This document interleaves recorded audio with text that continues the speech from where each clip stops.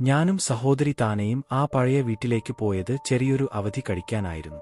അച്ഛന്റെ പഴയ ചേട്ടൻ കാലം പോയ തറവാട്, കാടിനടുത്തുള്ള പുരയിടം, വീട്ടിൽ വെളിച്ചം കുറവ്, വാതിലുകൾ വെറുതെ കത്തിക്കേറും. ഞങ്ങൾ രണ്ടുപേരും കെട്ടിപ്പിടിച്ച് നടന്നു. ചേട്ടാ, ഈ വീടിനുള്ളിൽ ആരെങ്കിലും ഉണ്ടോ? താന ചോദിച്ചു. ഇല്ലേ, നമുക്ക് രണ്ടുപേരേ ഉള്ളൂ, ഞാൻ പറഞ്ഞു. പക്ഷേ അന്നേ രാത്രി സംഭവിച്ചത് ഞാൻ മറക്കില്ല. ഉറക്കത്തിലായിരുന്നു. ഞെട്ടിച്ചുണർന്നത് താനയുടെ കൂക്കിലൂടെയാണ്. ചേട്ടാ, ആരോ എന്നെ നോക്കി നിൽക്കുന്നു. ഞാൻ ഉണർന്നു നോക്കി. കിടപ്പുമുറിയുടെ മുകൾ മുഖത്ത്, ചുമരിന്റെ കനൽ പിടിച്ച ഭാഗത്ത്, വെളുത്ത വസ്ത്രം ധരിച്ച സ്ത്രീ ഒരു നേരം നമുക്കേറി നോക്കി നിൽക്കുകയായിരുന്നു. കണ്ണുകൾ പാടില്ലാത്ത കറുപ്പ്, മുഖം തീർന്നതുപോലെ, ചിരിക്കാൻ ശ്രമിക്കുന്ന ഭീകരമായൊരു പുഞ്ചിരി. ഞങ്ങൾ ഇരുവരും കത്തിക്കേറി അലറിക്കിടന്നു. വാതിൽ തുറന്നിട്ട് പുറത്തേക്കു ഓടി.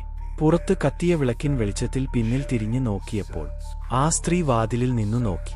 അടുത്ത ദിവസം വീട്ടിലെ അമ്മായിയമ്മയെ വിളിച്ചു പറഞ്ഞു. അവൾ പറഞ്ഞു, അവളെക്കുറിച്ച് ഞാൻ പറഞ്ഞിരുന്നില്ല. എന്റെ സോദരി മരിച്ചുവെങ്കിലും ആ വീട്ടിൽ തന്നെ തങ്ങുന്നു, പ്രത്യേകിച്ച് പെൺകുട്ടികൾ വരുമ്പോൾ.